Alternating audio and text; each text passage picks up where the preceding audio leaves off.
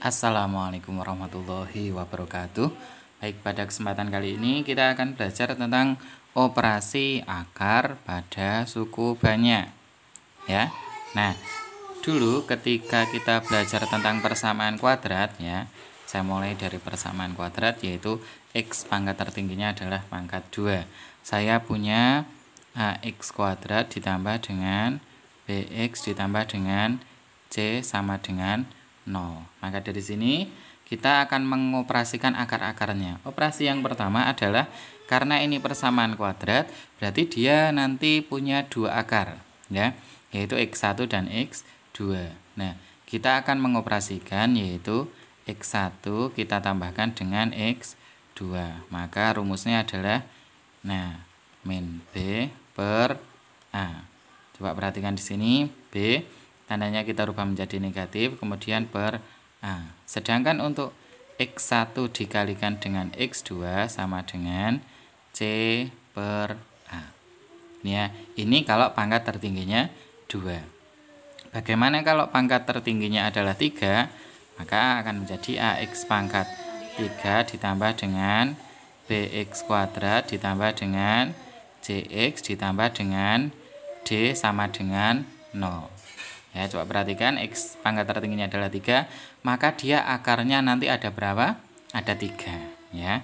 Yang pertama, X1 kita tambahkan dengan X2 kita tambahkan dengan X3. Rumusnya bagaimana? Sama, tinggal min B per A. Ini ya. Kemudian yang kedua perkaliannya adalah X1 kita kalikan dengan X2, kita tambahkan 1 dengan 2, kemudian X1 kita kalikan dengan X3, kita tambahkan lagi X2, kita kalikan dengan X3, akan menjadi C per A. Nah, dan yang terakhir ya, di sini X1 kali X2 kita kali X3 sama dengan min D per A.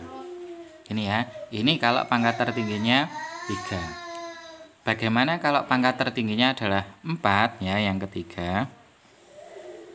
Oke, nanti akan ada suatu fungsi AX pangkat 4 ditambah dengan BX pangkat 3 ditambah dengan CX pangkat 2 ditambah dengan DX ditambah dengan E. Nah, coba kita perhatikan di sini. Kalau ini pangkatnya 3, pangkat 2, sedangkan yang ini pangkatnya 4. Untuk pangkat 2 berarti akarnya ada 2, yaitu X1 dan X2. Sedangkan untuk yang pangkat 3 berarti akarnya ada 3. Sedangkan yang untuk X pangkat 4 nanti akarnya juga ada 4, yaitu X1, X2, X3, dan X4. Nah, sekarang akan kita lanjutkan ya di sini.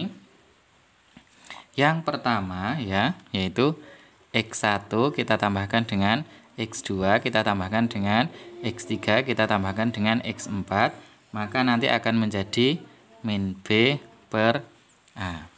Nah, bagaimana perkaliannya?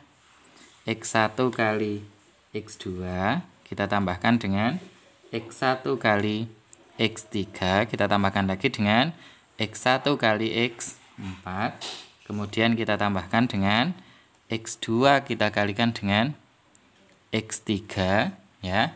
Ini karena tidak cukup ya, jadi saya taruh di sebelah bawahnya ini untuk membedakan. X2 kita kalikan dengan X3, dan yang terakhir kita tambahkan lagi setelah X2 kali X3 adalah X3 kita kalikan dengan X4, maka hasilnya menjadi berapa? C per A. Ini ya. Nah, kemudian yang berikutnya X1 kali X2 kali X3 kita tambahkan dengan X1 kali X2 kali X4, kita tambahkan lagi dengan X1 kali X3 kali X4 ya.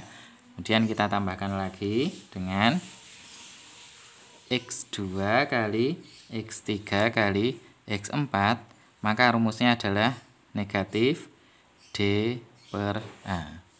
Nah, yang terakhir yaitu X1 kali X2 kali X3 kali X4. Nanti hasilnya adalah E per A. Nah, sebenarnya ini tidak susah. Tinggal kita perhatikan alurnya saja. Coba kita perhatikan. Ini adalah dasarnya, ya. Positif, negatif, positif. Maka dari itu ketika yang pertama penjumlahan min B per A, sedangkan yang ini C per A. Bagaimana untuk yang pangkat 3? Perhatikan, sama sebenarnya. Cuma di sini perhatikan. X1 tambah X2 tambah X3 berarti negatif B per A. Kemudian X1 kali X2 tambah X1 kali X3 tambah X2 kali X3 sama dengan C per A. Yang terakhir X1 kali X2 kali X3 adalah min D per A. Coba perhatikan, ini urut min B per A, C per A, D per A. Negatif, positif, negatif. Sama halnya dengan yang pangkat 4 di sini. B per A, C per A, D per A, dan terakhir E per A.